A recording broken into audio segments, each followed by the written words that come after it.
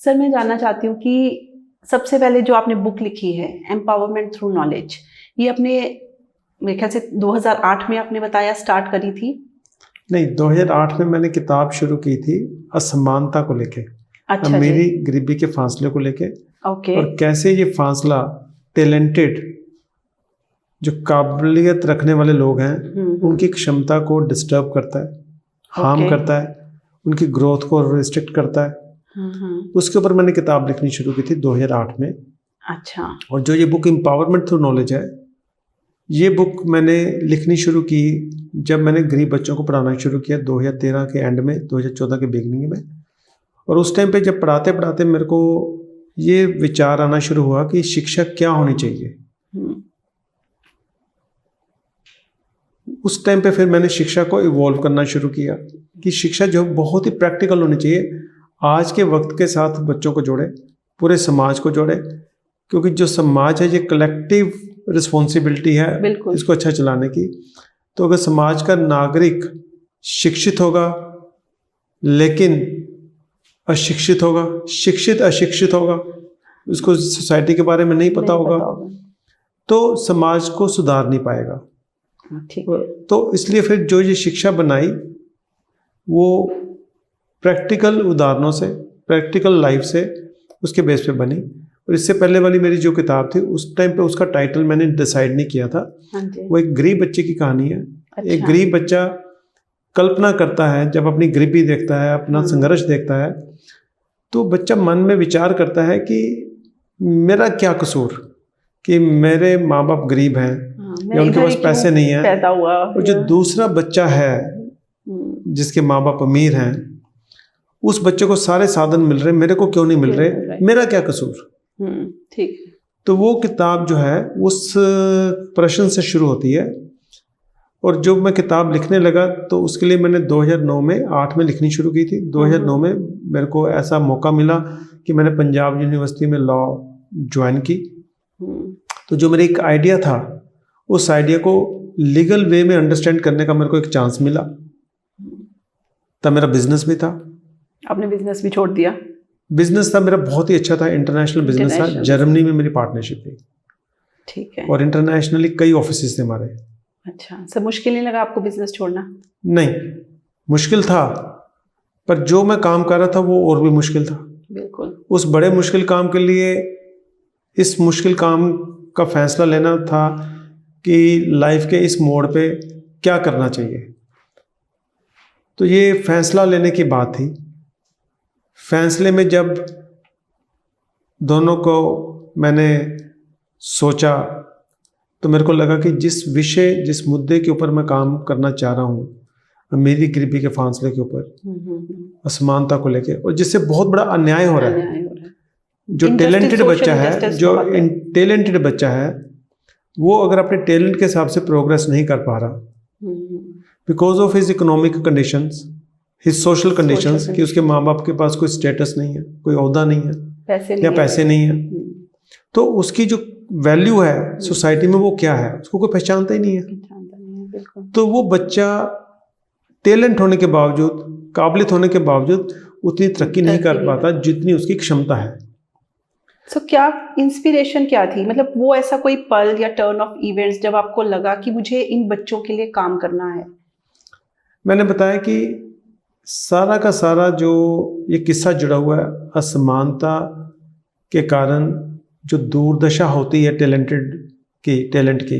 जैसे मैंने अपना संघर्ष देखा, मैंने बहुत मेहनत की, बड़ी ईमानदारी से मेहनत की, लेकिन उस संघर्ष के दौरान, उस तरक्की के दौरान जो मैंने संघर्ष सहा, वो मैंने उसका नतीजा निकाला कि आपकी मेहनत आपको आगे नहीं लेके जा सकती, कुछ हद तक लेके जा सकती है, उसके बियॉन्ड ये जो समाज है, ये समाज इस तरीके से जुड़ा हुआ है कि अगर तो उस समाज का आप हिस्सा हो, बिल्कुल, तो आपको तरक्की का रास्ता खुलेगा, नहीं तो आपके लिए रास्ते नहीं खुलेगा, बल्कि बंद हो जाते हैं कई। हाँ, आपको जो कुछ लोगों ने समाज को जकड़ के पकड़ा हुआ है, उनका सबसर्विएंट बनना पड़ेगा, उनके नीचे रह के काम करना पड़ेगा। तो वो चीज़ मेरे को मंजूर नहीं थी। मेरे को लगा कि मैं आज़ाद सोच से पैदा हुआ हूँ, आज़ाद नागरिक हूँ, तो मेरे भी कुछ अपनी वजूद होना चाहिए। तो वहाँ से मेरी ये शुरुआत होती है इस किताब को लिखने की। और सर मैंने देखा, मैं गई भी जहाँ पे आप पढ़ा रहे हो, तो मैंने देखा वहाँ पे A for Apple, B for bat या C फॉर कैट नहीं पढ़ाया जाता।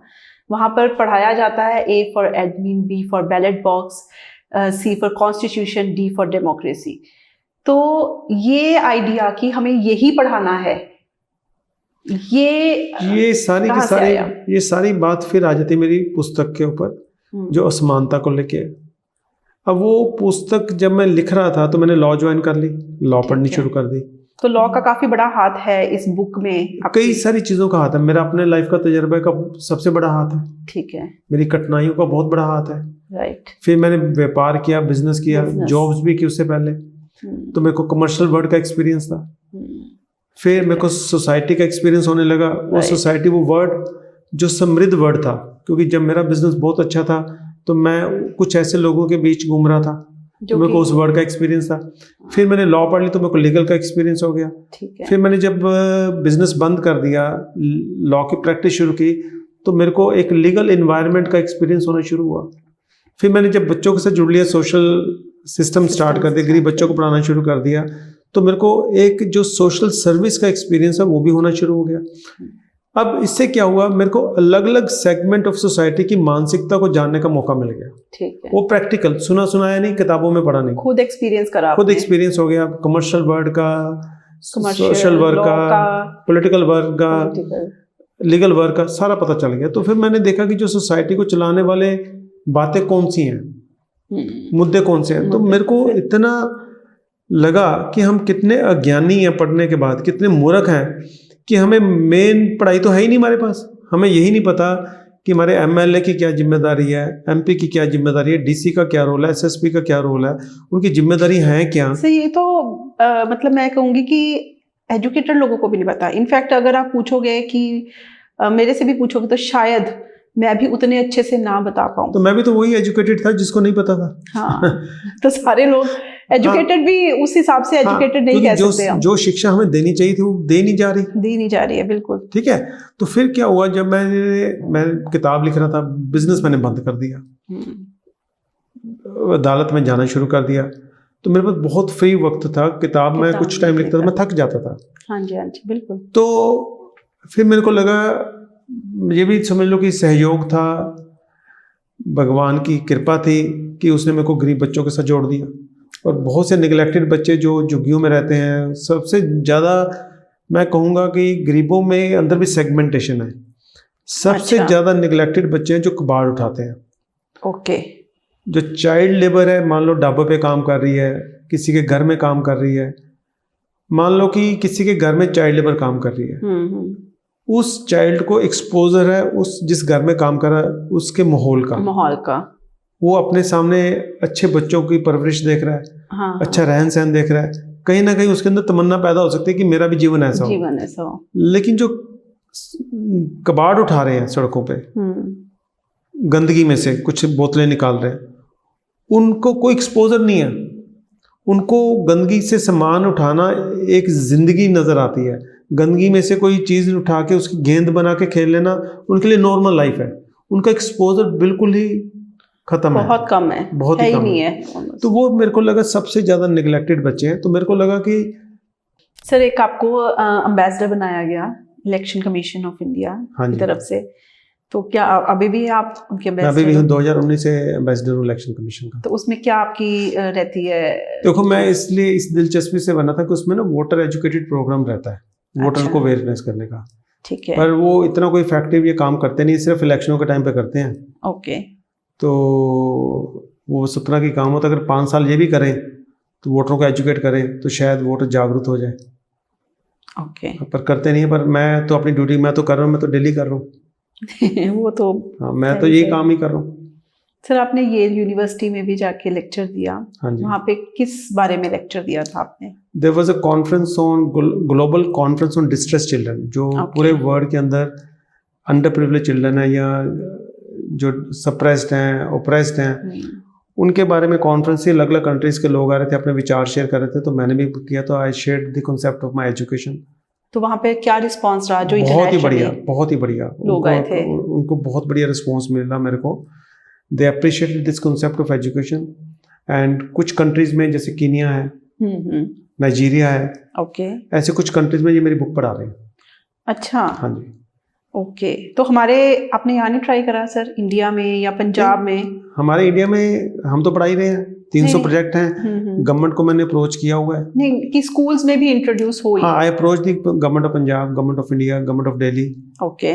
पर कुछ देर वो मेरे इस बुक के ऊपर रिपोर्ट बन के आई पंजाब गवर्नमेंट की कि अगर ये बुक विद्यार्थियों ਨੂੰ लागू हो जाए तो बड़ी लाहेवंद साबित होगी। पंजाबी च रिपोर्ट बन के आई हुई है, इज ऑफिशियल रिपोर्ट। ओके, कि लाभदायक होगी। लाभदायक होगी।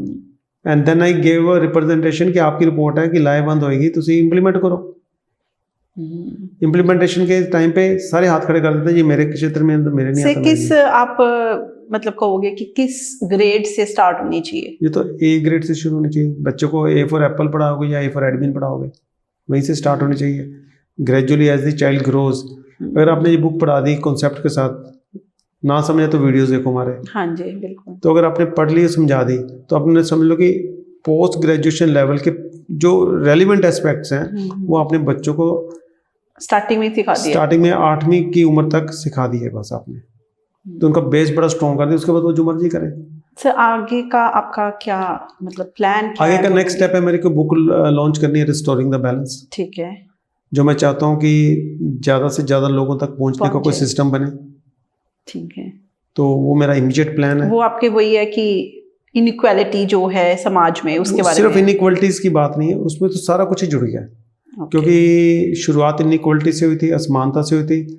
अब असमानता का कारण निकला कि सिस्टम की कमियां, सिस्टम की कमियों में आ गई वोटर। तो वो सारी कमियां कैसे दूर होनी है? अब जो इतनी बड़ी असमानता बन चुकी है, अगर आज वोटरों को एजुकेट भी कर दोगे तो असमानता कैसे दूर होगी? क्योंकि पॉलिसी मेकर फिर वही होंगे। तो बड़ा कुछ है उसमें, तो सारे एस्पेक्ट्स कवर्ड है, ऑलमोस्ट हर एंगल से वो कवर्ड है। सर तो आप जैसे पढ़ाते हो तो कैसे टाइम निकालते हो आप? अपना एडवोकेट भी हो, कोर्ट भी जाते हो,